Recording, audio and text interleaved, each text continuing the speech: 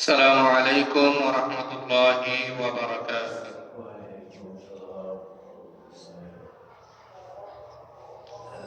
الحمد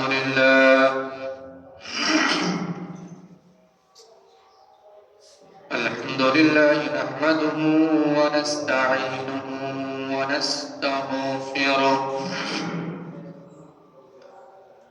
ونعوذ بالله من شرور أنفسنا ومن سيئات أعمالنا.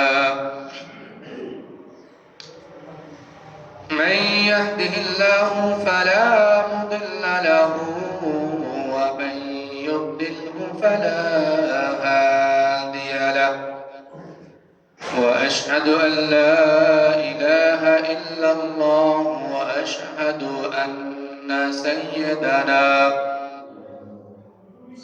وسندنا وحبيبنا وطبيبنا وأولانا ومولانا محمدا عبده ورسوله، أرسله بالحق بشيرا ونذيرا وداعيا إلى الله بإذنه وسراجا منيرا. فقد قال الله تعالى في كلامه المجيد والفرقانه الحميد: أعوذ بالله من الشيطان الرجيم. بسم الله الرحمن الرحيم. سبحان الذي أسرى بعبده ليلا من المسجد الحرام إلى المسجد الأقصى الذي باركنا حوله لنريه من آياتنا إنه هو السميع البصير.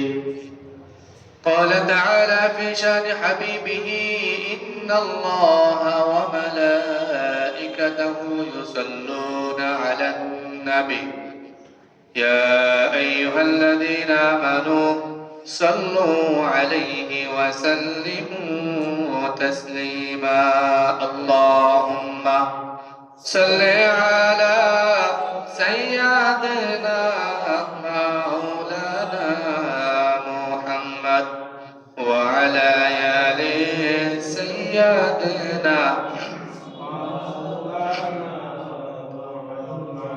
اللهم صل على سيدنا مولانا محمد وعلى آل سيدنا مولانا محمد. الحمد لله। আল্লাহ রাব্বুল আলামিনের দরবারে লক্ষ কোটি শুকরিয়া আদায় করি যে মহান রব, যে মহান প্রতিপালক অত্যন্ত মেহেরবানি করে আজকের এই সাইয়্যিদুল আইয়াম পবিত্র জুমার দিনে আল্লাহ তাআলার ঘর মসজিদে আসার জন্য, বসার জন্য সুযোগ এবং তৌফিক দান করেছেন। সেজন্য মহান মুনিবকে খুশি করার লক্ষ্যে সকলে কালিমাতুশ শুকর আদায় করি, সকলে বলি আলহামদুলিল্লাহ। সম্মানিত হাজিরিন, আমরা আজকের যে দিবসটিতে উপস্থিত হয়েছি, রজব মাসের শেষের দিকে, সামনে আমাদের শাবান, এরপরেই হাজার মাসের চেয়েও শ্রেষ্ঠ মাস রমাদান আমাদের সামনে। এই মাসে আল্লাহ রাসূল সাল্লাল্লাহু আলাইহি ওয়াসাল্লাম যে দোয়াটা বেশি বেশি পড়তেন, আল্লাহুম্মা বারিক লানা ফি রজব ওয়া শাবান ওয়া বাল্লিগনা রমাদান, অর্থাৎ রজব এবং শাবান মাসের যত বরকত আছে তা আমাদের উপরে নাজিল করুন, সকলে বলি আমিন। এবং আমাদের হায়াতকে আল্লাহ তাআলা যেন রমাদান পর্যন্ত পৌঁছে দেন, সকলে বলি আমিন। সম্মানিত হাজিরিন, আল্লাহ পাক রব্বুল আলামিন যে বছরকে সাজিয়েছেন 12টা মাস দিয়ে,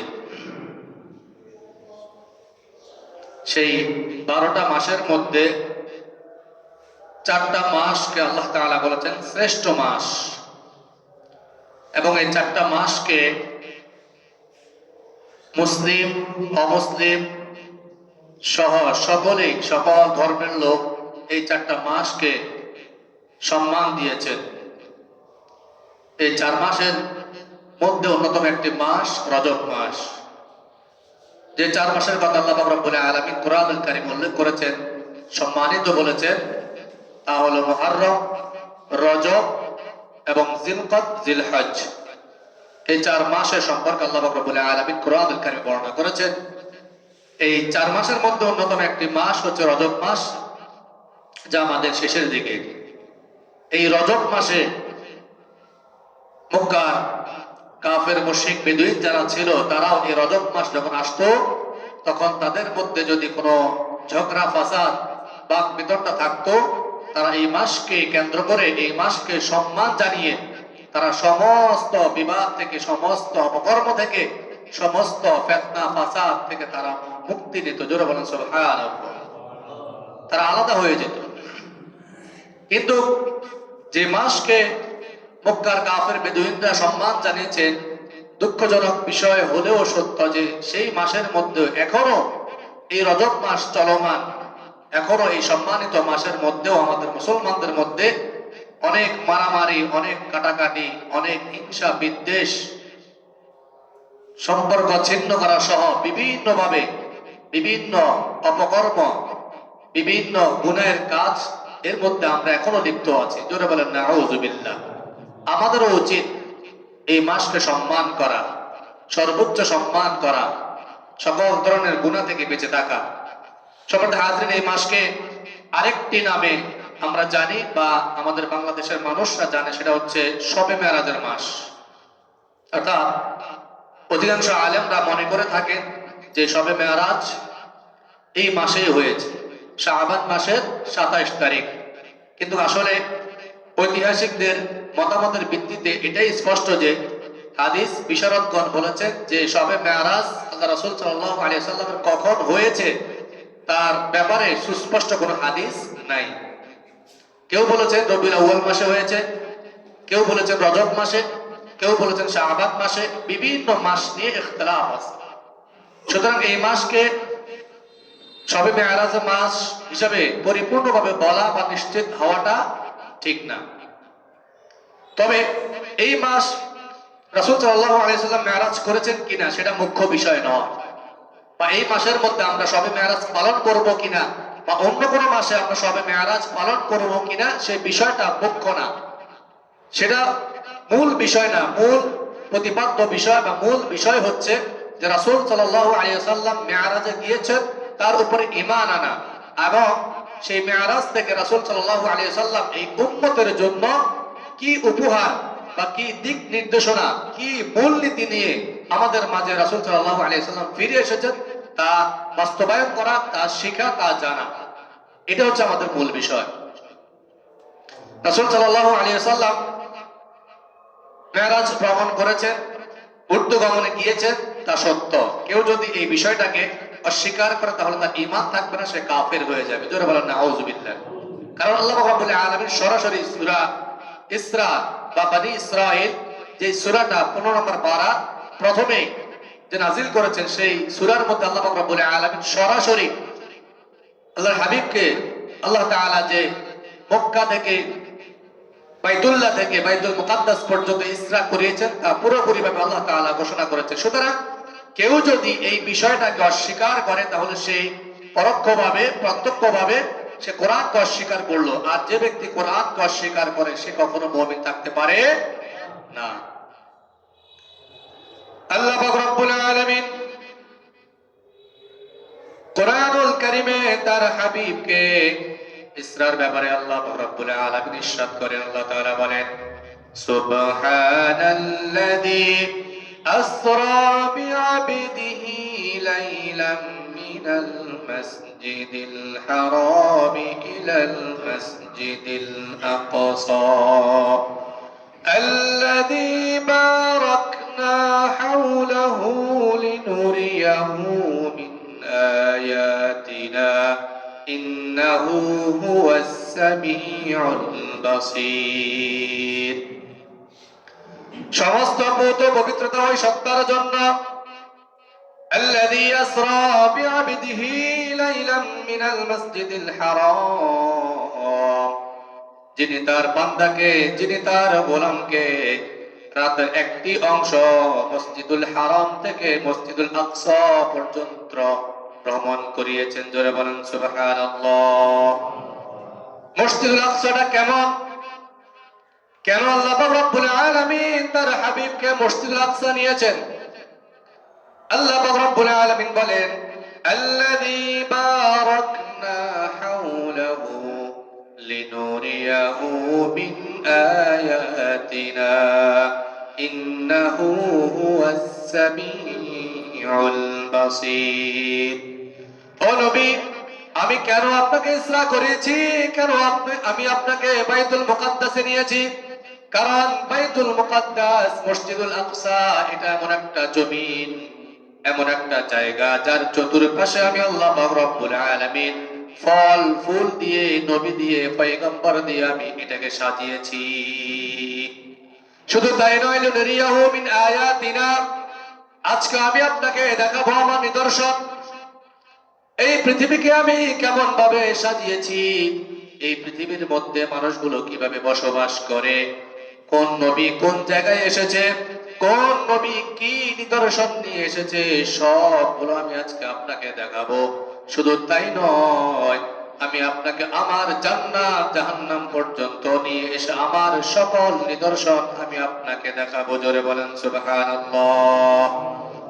আল্লাহ রাসূল সাল্লাল্লাহু আলাইহি ওয়াসাল্লাম, কোন কোন বর্ণনা এসেছে হাতিমে কাবায়, কাবার চত্বরে, কোন বর্ণনায় এসেছে রাসূল সাল্লাল্লাহু আলাইহি ওয়াসাল্লাম উম্মে হানির ঘরে শুয়েছিলেন। হঠাৎ করে রাসূল দেখতে পেলেন জিবরাইল আলাইহিস সালাতু ওয়াস সালাম এবং তার সাথে কিছু ফেরেশতা এসে নাজিল হলো। রাসূল সাল্লাল্লাহু আলাইহি ওয়াসাল্লামকে সেখান থেকে নিয়ে গেলেন। নেওয়ার পরে হাতিমে কাবার পাশে রাসূলকে রাখলেন।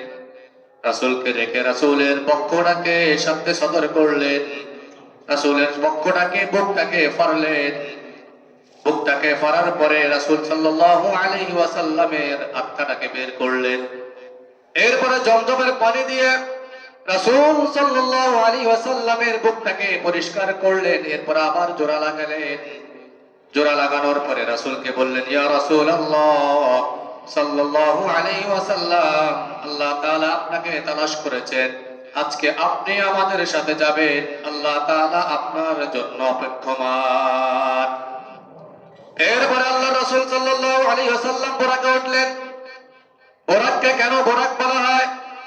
বুরাক শব্দটা এসেছে বারকুন থেকে। বারকুন শব্দের অর্থ হচ্ছে বিদ্যুৎ। বিদ্যুৎ যেমন চোখের পলকে এক জায়গা থেকে অন্য জায়গায় চলে যায়, ঠিক তেমনি করেই আল্লাহ রাব্বুল আলামিন রাসূলকে নেওয়ার জন্য যে বাহনটা পাঠিয়েছেন, ওই বাহনটা চোখের পলকে লক্ষ লক্ষ মাইল দূরে চলে যায়। আল্লাহ রাসূল সাল্লাল্লাহু আলাইহি ওয়াসাল্লাম বুরাকে উঠলেন। ওঠার পরে জিবরাইল আলাইহিস সালাতু ওয়াস সালাম সামনে বসলেন, আল্লাহর হাবিব মাঝখানে বসলেন, পিছনে ইসরাফিল, কোন কোন বর্ণনায় মিকাইল। তারা তিনজন একসাথে রওনা দিলেন, সামনে যেতে লাগলেন। একটু পরে দেখলেন একটা জায়গা। জিবরাইল আলাইহিস সালাতু ওয়াস সালাম রাসূলকে বললেন, ও নবী, আপনি এখানে নামুন। রাসূল সাল্লাল্লাহু আলাইহি ওয়াসাল্লাম নামলেন। এরপরে জিবরাইল বললেন, সল্লি হুনাকা রাকাআতাইন, আপনি এই জায়গায় 2 রাকাত নফল নামাজ আদায় করুন। রাসূল সাল্লাল্লাহু আলাইহি ওয়াসাল্লাম 2 রাকাত নফল নামাজ আদায় করলেন। এরপরে রাসূল সাল্লাল্লাহু আলাইহি ওয়াসাল্লাম জিজ্ঞেস করলেন, জিবরাইল, এটা কোন জায়গা? তখন জিবরাইল আলাইহিস সালাতু ওয়াস সালাম বললেন, ইয়া হাবিবাল্লাহ, ইয়া রাসূলুল্লাহ, এই জায়গাটার নাম হচ্ছে ইয়াসরিব জায়গা, যার চতুর্পাশে আল্লাহ পাক রব্বুল আলামিন সাজিয়েছেন, সুন্দর করেছেন। কিছুদিন পরে আল্লাহ পাক রব্বুল আলামিন আপনাকে এইখানে আসার জন্য আদেশ করবেন। আর আপনি যখন এইখানে আসবেন, হিজরত করে আসবেন, তখন এই জায়গা ইয়াসরিব নামের পরিবর্তে আল্লাহ পাক রব্বুল আলামিন এই জায়গার নাম দিবেন মদিনাতুর রাসূল সাল্লাল্লাহু আলাইহি ওয়াসাল্লাম। এই জায়গায় আপনাকে আসতে হবে, এই জায়গায় আপনাকে হিজরত করতে হবে। এরপর আল্লাহ রাসূল সাল্লাল্লাহু আলাইহি ওয়াসাল্লাম আবার বোরাকে উঠলেন। ওঠার পরে আল্লাহ রাসূল সাল্লাল্লাহু আলাইহি ওয়াসাল্লাম সামনে যেতে লাগলেন। একটু পরে জিবরাইল আলাইহিস সালাতু ওয়াস সালাম বললেন, নবী এখানে নামুন, সাল্লি রাকাআতাইনি হুনা, আপনি এইখানে 2 রাকাত নামাজ আদায় করুন। আল্লাহ রাসূল সাল্লাল্লাহু আলাইহি ওয়াসাল্লাম 2 রাকাত নামাজ আদায় করলেন। এরপর জিজ্ঞেস করলেন, ভাই জিবরাইল এই জায়গা কোন জায়গা? জিবরাইল আলাইহিস সালাতু ওয়াস সালাম বললেন, এই জায়গা হচ্ছে ওই জায়গা যে জায়গাতে মুসা আলাইহিস সালাতু ওয়াস সালাম আল্লাহ পাক রব্বুল আলামিনের সাথে সরাসরি কথা বলেছেন। আল্লাহ রাসূল সাল্লাল্লাহু আলাইহি ওয়াসাল্লাম আবার বোরাকে উঠলেন, যেতে লাগলেন। চাইতে চাইতে একটা সময় এমন একটা জায়গায় জিবরাইল বললেন, ইয়া রাসূলুল্লাহ, আপনি এইখানে নামুন, আবার 2 রাকাত নামাজ আদায় করুন। আল্লাহর হাবিব সাল্লাল্লাহু আলাইহি ওয়াসাল্লাম আবার 2 রাকাত নামাজ আদায় করলেন। জিজ্ঞেস করা হলো, ভাই জিবরাইল এই জায়গাটা কোন জায়গা? জিবরাইল আলাইহিস সালাতু ওয়াস সালাম বললেন, এই জায়গা হচ্ছে ওই জায়গা যে জায়গায় আল্লাহ পাক রব্বুল আলামিন পিতা ছাড়া ঈসা আলাইহিস সালাতু ওয়াস সালামকে বৈধভাবে জন্ম দিয়েছেন। জোরে বলেন সুবহানাল্লাহ। এই জায়গা সেই জায়গা যে জায়গার মধ্যে ঈসা আলাইহিস সালাতু ওয়াস সালাম, ঈসা ইবনে মারইয়াম, ঈসা আলাইহিস সালাতু ওয়াস সালাম বাবা ছাড়া বৈধ পন্থায় তার মায়ের গর্ভ থেকে এইখানে নাজিল হয়েছে। জোরে বলেন সুবহানাল্লাহ। এরপর আল্লাহ রাসূল সাল্লাল্লাহু আলাইহি ওয়াসাল্লাম বোরাকে উঠলেন। ওঠার পরে আল্লাহর হাবিব সাল্লাল্লাহু আলাইহি ওয়াসাল্লাম চলে গেলেন বাইতুল মুকাদ্দাসে। যাওয়ার পরে আল্লাহর হাবিব সাল্লাল্লাহু আলাইহি ওয়াসাল্লাম দেখলেন মসজিদের মধ্যে অনেক মানুষ সমাগত। জিবরাইল আলাইহিস সালাতু ওয়াস সালাম আল্লাহর হাবিবকে বললেন, ইয়া হাবিবাল্লাহ, আপনি সামনে চলে যান। পুরোপুরি মসজিদ বাইতুল মুকাদ্দাস এর ভিতরে এবং এর বাহিরে সমগ্র জায়গায় মানুষ কানায় কানায় পূর্ণ হয়ে গিয়েছে। বাইরে ফেরেশতারা কাতার ধরে তারা সারিবদ্ধ হয়ে বসে আছে। ভিতরে সকল নবীরা আল্লাহ রাসূল সাল্লাল্লাহু আলাইহি ওয়াসাল্লামের জন্য অপেক্ষমান।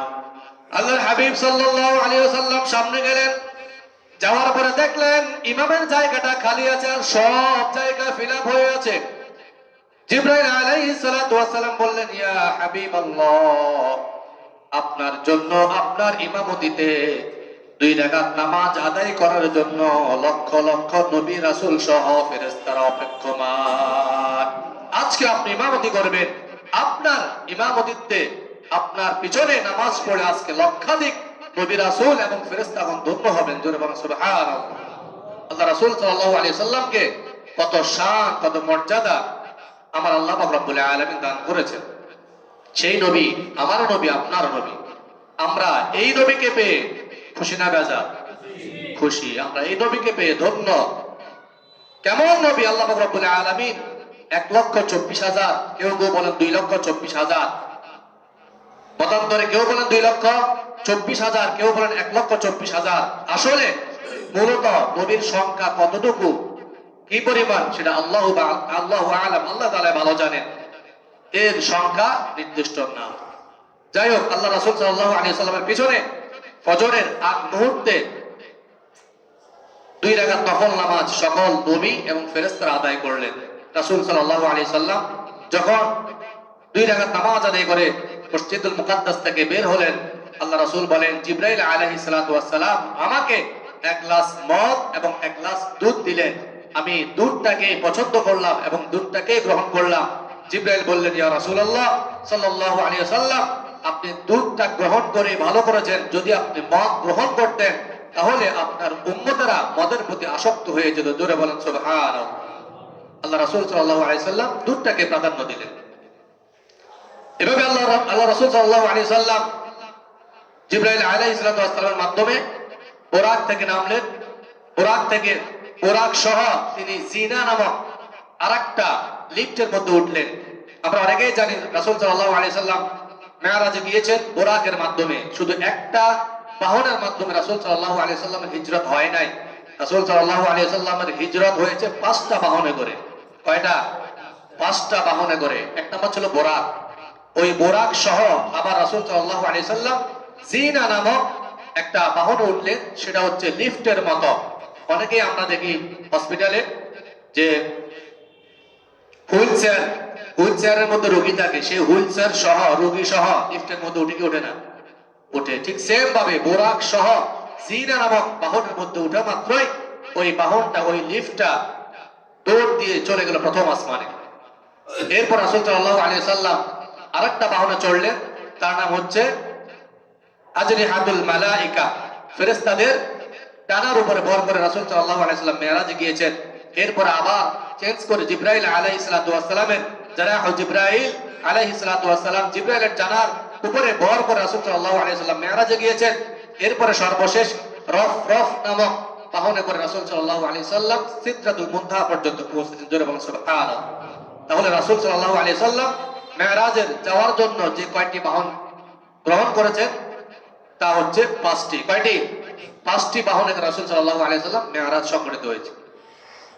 আল্লাহ রাসূল সাল্লাল্লাহু আলাইহি সাল্লাম মেরাজে গিয়েছেন, বিভিন্ন আলামত, বিভিন্ন নিদর্শন, বিভিন্ন আয়াত আল্লাহ পাক রব্বুল আলামিন রাসূলকে দেখিয়েছেন। জান্নাতি দেখিয়েছেন, জাহান্নামীদেরকে দেখিয়েছেন। জান্নাতের যে নিয়ামত তা রাসূল অবলোকন করেছেন, জাহান্নামের যে শাস্তি তাও আল্লাহ রাসূল সাল্লাল্লাহু আলাইহি সাল্লাম দেখিয়েছেন। আল্লাহর হাবিব সাল্লাল্লাহু আলাইহি ওয়াসাল্লাম মেরাজে যখন গেলেন তখন তিনি দেখতে পেলেন কিছু লোককে ফেরেশতারা মাথার মধ্যে আঘাত করতেছে, মাথাটাকে চূর্ণ বিচূর্ণ করে দিচ্ছে। তারা আবার যখন মাথাটা জোড়া হয় তখন ফেরেশতারা আবার তাদেরকে চূর্ণ বিচূর্ণ করে দেয়।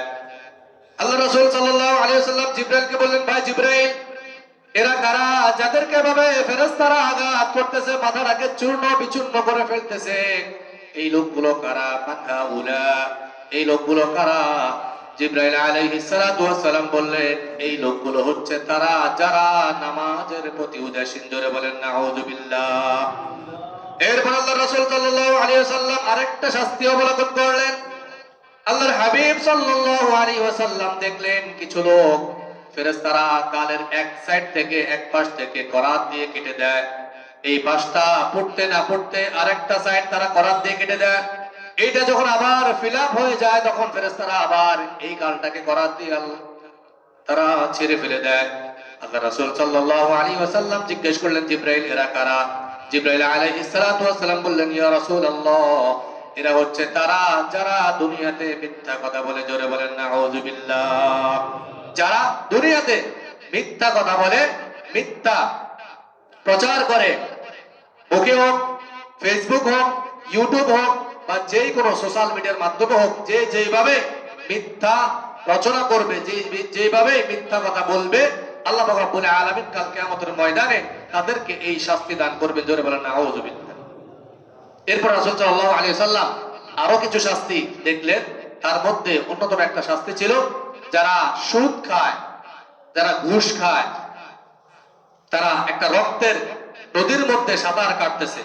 রাসূল সাল্লাল্লাহু আলাইহি ওয়াসাল্লাম দেখলেন যে তারা যখন সাঁতার কাটতে কাটতে নদীর কিনারায় চলে আসে তখন ফেরেশতারা তাদেরকে আবার পাথর নিক্ষেপ করে।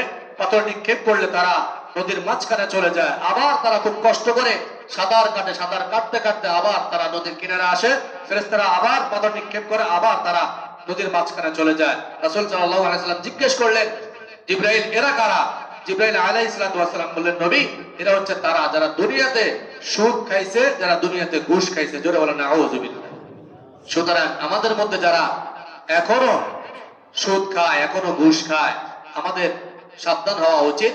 এই রজব মাসকে কেন্দ্র করে আমাদের উচিত সচেতন হওয়া এবং এই সুদ নামক, এই ঘুষ নামক অপরাধ থেকে আমাদের নিজেদেরকে বাঁচানো। সম্মানিত হাজরিন, আল্লাহ রাসূল সাল্লাল্লাহু আলাইহি ওয়াসাল্লাম এভাবে প্রথম আসমানে গেলেন। আদম আলাইহিস সালামের সাথে সাক্ষাৎ হলো, তিনি তার জন্য দোয়া করলেন। দ্বিতীয় আসমানে গেলেন, দ্বিতীয় আসমানে ইয়াহইয়া এবং ঈসা আলাইহিস সালাতু ওয়াস সালাম, তারা দুইজনেই খালাতো ভাই। তাদের দুইজনের সাথে আল্লাহ রাসূল সাল্লাল্লাহু আলাইহি সাল্লামের সাক্ষাৎ হলো। আল্লাহ রাসূল সাল্লাল্লাহু আলাইহি সাল্লামকে তারা দোয়া করলেন। তৃতীয় আসমানে গেলেন, দেখলেন যে সেখানে ইউসুফ আলাইহিস সালাতু ওয়াস সালাম, যাকে আল্লাহ পাক রব্বুল আলামিন এই দুনিয়ার যে সৌন্দর্য তার অর্ধেক দান করেছেন। জোরে বলেন সুবহানাল্লাহ। ইউসুফ আলাইহিস সালাতু ওয়াস সালামকে আল্লাহ তাআলা দুনিয়ার যে সৌন্দর্য তার অর্ধেকটা দান করেছেন এবং তার চাইতে বেশি দান করেছেন মুহাম্মদ সাল্লাল্লাহু আলাইহি ওয়াসাল্লামকে। এরপর আল্লাহ রাসূল সাল্লাল্লাহু আলাইহি সাল্লাম আবার চতুর্থ আসমানে গেলেন, সেখানে দেখতে পেলেন ইদ্রিস আলাইহিস সালাতু ওয়াস সালাম।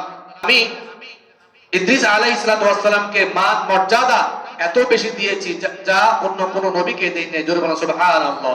আর ইদ্রিস আলাইহিস সালাতু ওয়াস সালামের কবর এই দুনিয়াতে নাই, অর্থাৎ আল্লাহ পাক রব্বুল আলামিন সরাসরি তাকে এই জমিন থেকে চতুর্থ আসমানে নিয়ে গেছেন। জোরে বলেন সুবহানাল্লাহ। এরপর আল্লাহ রাসূল সাল্লাল্লাহু আলাইহি সাল্লাম চতুর্থ আসমান থেকে পঞ্চম আসমানে গেলেন, সেখানে দেখা হলো হারুন আলাইহিস সালাতু ওয়াস সালামের সাথে। তিনি তার সাথে অভিবাদন করলেন, তিনি তাকে দোয়া করলেন। এরপরে আল্লাহ রাসূল সাল্লাল্লাহু আলাইহি সাল্লাম আবার চলে গেলেন ষষ্ঠ আসমানে, সেখানে ছিলেন মূসা আলাইহিস সালাতু ওয়াস সালাম। মূসা আলাইহিস সালাতু ওয়াস সালামের সাথে কথাবার্তা বললেন। এরপরে মূসা আলাইহিস সালাতু ওয়াস সালাম আল্লাহর হাবিবকে দোয়া করলেন। দোয়া করার পরে আল্লাহর হাবিব সাল্লাল্লাহু আলাইহি সাল্লাম চলে গেলেন সপ্তম আসমানে। সেখানে যাওয়ার পরে দেখলেন ইব্রাহিম আলাইহিস সালাতু ওয়াস সালাম একটা দেওয়ালের মধ্যে হেলান দিয়ে বসে আছে, বাইতুল মামুর, যেটা আমরা জানি যে ফেরেশতাদের মসজিদ।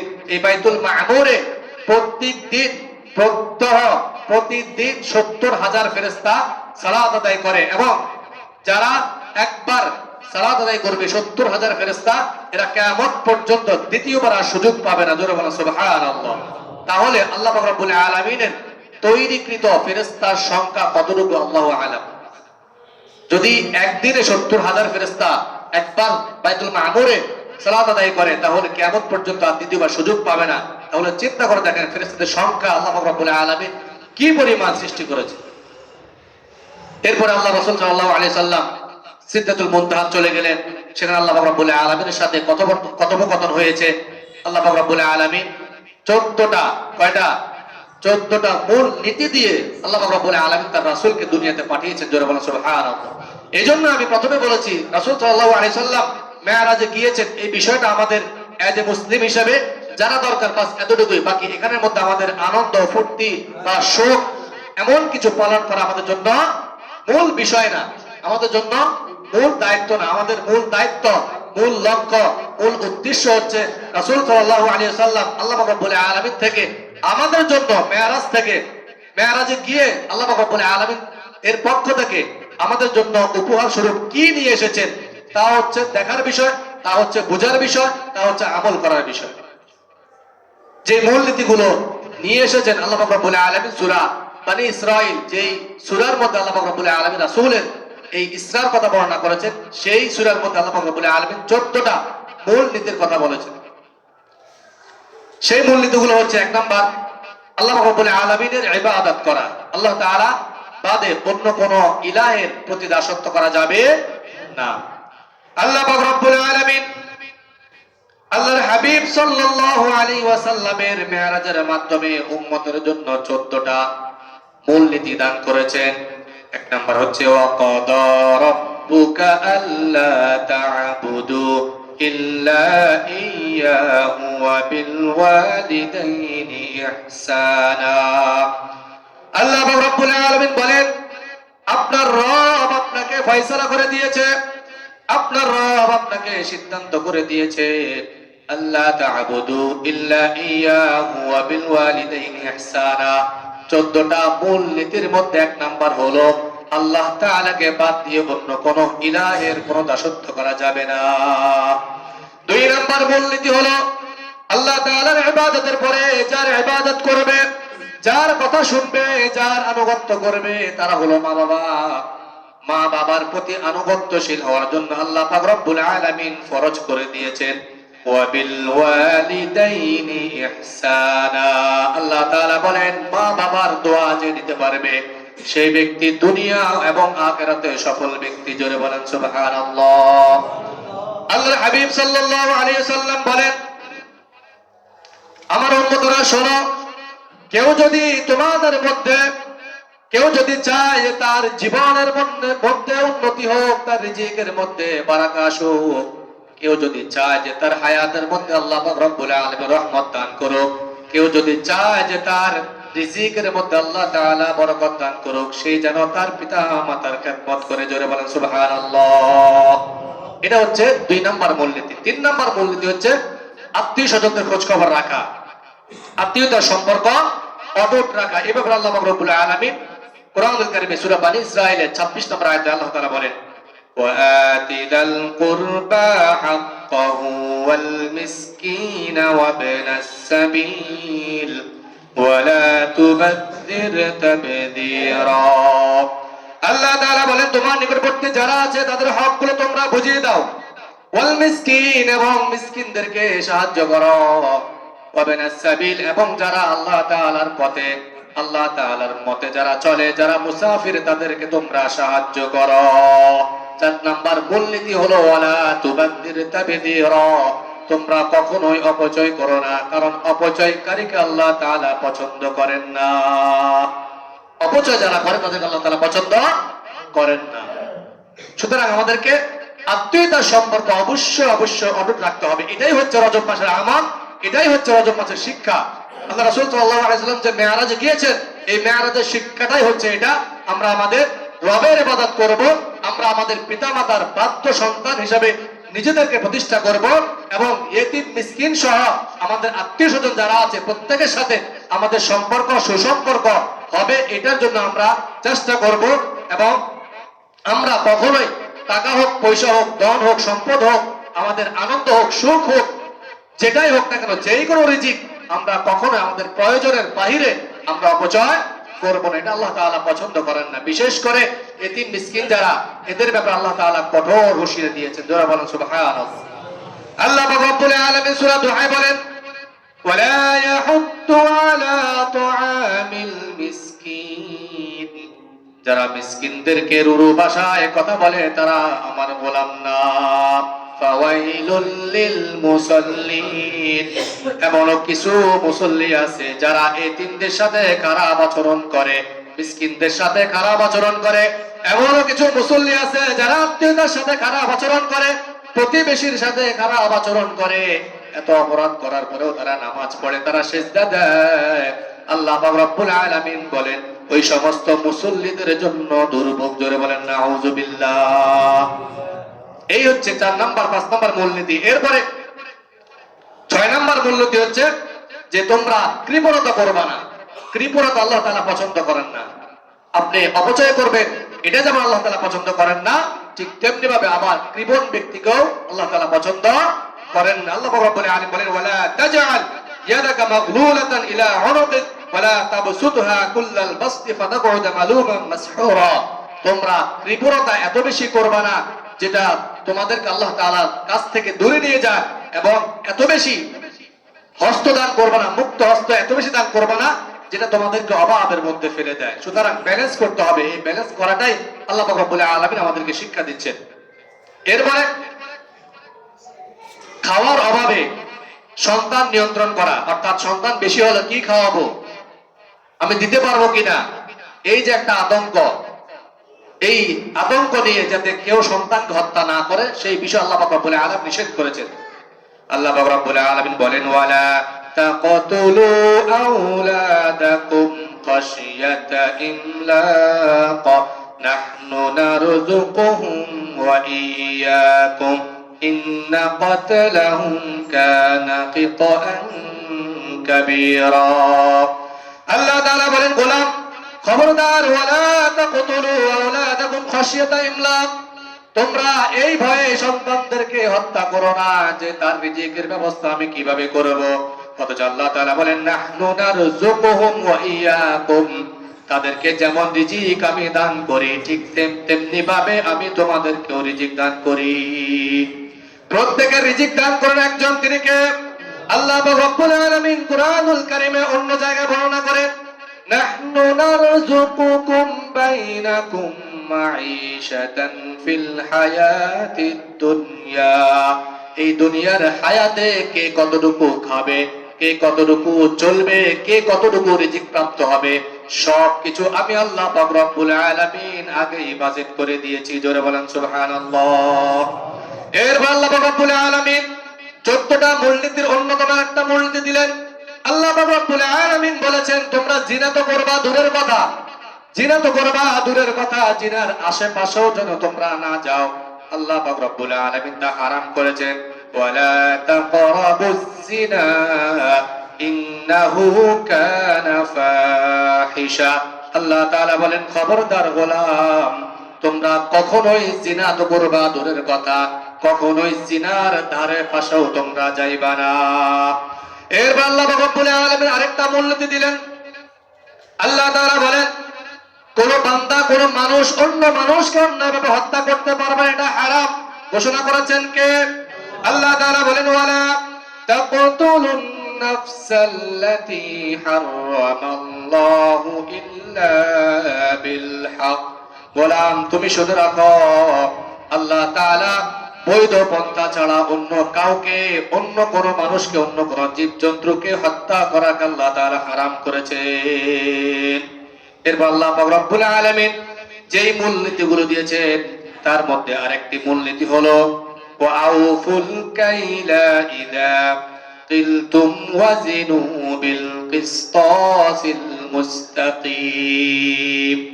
আল্লাহ পাক রব্বুল আলামিন তার হাবিবকে বলেছেন, হাবিব, ওয়াউফুল কাইলা ইযা কিলতুম ওয়াজিনু বিল কিসতি। যারা ব্যবসায়ী তাদেরকে আপনি বলে দেন, আমার পক্ষ থেকে তাদেরকে মেসেজ দিয়েছেন, তারা যেন ব্যবসার জন্য ওজনের মধ্যে কোনো কমতি না করে, ব্যবসার মধ্যে যেন হালাল ভাবে, হালাল পন্থায় ওজন যতটুকু হবে তাকে যেন প্রাপ্যটা পৌঁছে দেয়। ওই ব্যবসাকে উন্নতি করার জন্য, ব্যবসায় লাভবান হওয়ার জন্য, যাতে করে মাপের মধ্যে 19-20 না করে, আল্লাহ পাক রব্বুল আলামিন এটাকে হারাম করে দিয়েছেন। এরপর আল্লাহ তাআলা বলেন, আরেকটা মূলনীতি দিয়েছি, ওয়ালা তাকফু মা লাইসা লাকা বিহি ইলম। খবরদার গোলাম, তোমরা কখনোই অনুমান করে কথা বলবা না যে বিষয়ের উপরে তোমার কোনো নলেজ নেই, যে বিষয়ের উপরে তোমার কোনো অভিজ্ঞতা নেই, যে বিষয় সম্পর্কে তোমাকে আল্লাহ তাআলা জ্ঞান দেয় নাই, সেই বিষয় নিয়ে তোমরা কথা বলবা না। কারণ তুমি যখন অনুমান করে কথা বলবা, তুমি যখন অন্তরে চিন্তা করবা, কারো ব্যাপারে অনুমান করে কথা বলবা, কারো ব্যাপারে অনুমান করে দেখবা, কারো ব্যাপারে অনুমান করে কথা শুনবা, সেই সমস্ত অঙ্গগুলোর প্রশ্ন আল্লাহ তাআলার দরবারে আছে না নাই? জোরে বলেন, আছে না নাই? আল্লাহ তাআলা এর জন্য বলেন, ইন্নাস সামআ ওয়াল বাসারা ওয়াল ফুআদ কুল্লু উলাইকা কানা আনহু মাসউলা। গোলাম, তুমি শুনে রাখো, খবরদার, তোমার চোখ, তোমার কান, তোমার অন্তর আল্লাহ তাআলার কাছে জিজ্ঞাসিত হবে। ইন্নাস সামআ, নিশ্চয় তোমার শ্রবণ শক্তি, ওয়াল বাসার, তোমার দৃষ্টি শক্তি, ওয়াল ফুআদ, তোমার অন্তর সমূহ, কুল্লু উলাইকা কানা আনহু মাসউলা। কাল কিয়ামতের ময়দানে আল্লাহ পাক রব্বুল আলামিনের সামনে পাই টু পাই হিসাব দিতে হবে। সব কিছুর হিসাব আল্লাহ তাআলা পাই টু পাই নেবেন। এজন্য ধারণা করে কথা বলাকে আল্লাহ তাআলা নিষেধ করেছেন। খবরদার, আল্লাহ পাক রব্বুল আলামিন আরেকটা আয়াতে বলেন, ইয়া আইয়ুহাল্লাযীনা আমানু ইজতানিবু কাসীরাম মিনাজ যন। হে ঈমানদাররা, তোমরা খবরদার কখনোই ধারণা করে কোনো কথা বলবা না। কিন্তু আমাদের সমাজে দেখা যায়, আমরা যতগুলো কথা বলি তার ভিতরে ম্যাক্সিমাম কথাই ধারণা করে বলি।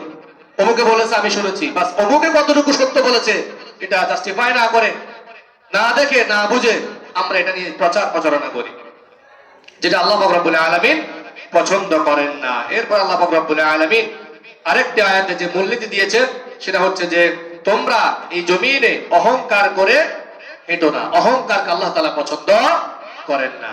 আল্লাহ পাক রব্বুল আলামিন কোরআনুল কারীমে সর্বশেষ যে মূলনীতি দিয়েছেন তা হচ্ছে অহংকারীকে আল্লাহ তাআলা কখনোই পছন্দ করেন না। কারণ অহংকার চাদর হচ্ছে কার? অহংকারের চাদর কার? আল্লাহ পাক রব্বুল আলামিন যারা অহংকার করে তাদের সম্পর্কে আল্লাহ তাআলা বলেন, ওয়ালা তামশি ফিল আরদি মারহা ইন্নাকা লান তাখরিকাল আরদা ওয়া লান তাবলুগাল জিবালা তুলা। আল্লাহ তাআলা বলেন, গোলাম, তুমি কখনো, খবরদার, সাবধান, ওয়ালা তামশি ফিল আরদি মারহা, গর্ব করে, অহংকার করে এই জমিনে চলাফেরা করিও না। তুমি গর্ব করে কিছুই করতে পারবে না। ওয়ালা তামশি ফিল আরদি মারহা ইন্নাকা লান তাখরিকাল আরদা ওয়া লান তাবলুগাল জিবালা তুলা। তুমি গর্ব করে এই জমিনকে তুমি কিছুই করতে পারবা না, এই জমিনকে তুমি গর্ত করতে পারবা না। আবার তুমি অহংকার করে দাম্ভিকতা দেখিয়ে পাহাড়ের চূড়ায় পর্যন্ত তুমি উঠতে পারবা না, সেই সক্ষমতা আল্লাহ তাআলা তোমাকে দান করেন নাই। আল্লাহ তাআলা কাউকে কোনো শক্তি দান করেন নাই, সকল শক্তির মালিককে।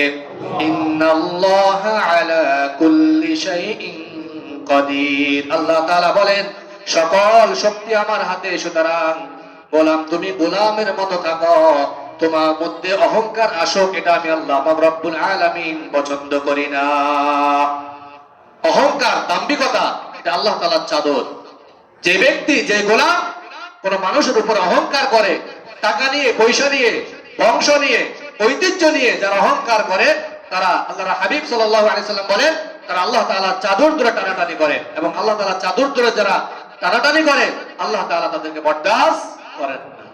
সবাই হাজরিন, তাহলে আমরা এই শবে মেরাজের মাসে অর্থাৎ রজব মাসে আমরা আছি ঠিক, বাকি এই রজব মাসের শিক্ষাগুলো হচ্ছে এটা। আমরা জানি যে আল্লাহ রাসূল সাল্লাল্লাহু আলাইহি ওয়াসাল্লাম মেরাজ করেছেন, বাস এতটুকু জানি। এরপরে মিলাদ পড়ি, জিলাপি খাই, সিন্নি খাই, বাস এতটুকুই আমাদের শবে মেরাজের সীমাবদ্ধতা। কিন্তু না, এটা আমাদের শবে মেরাজের মূল শিক্ষা, মূল নীতি।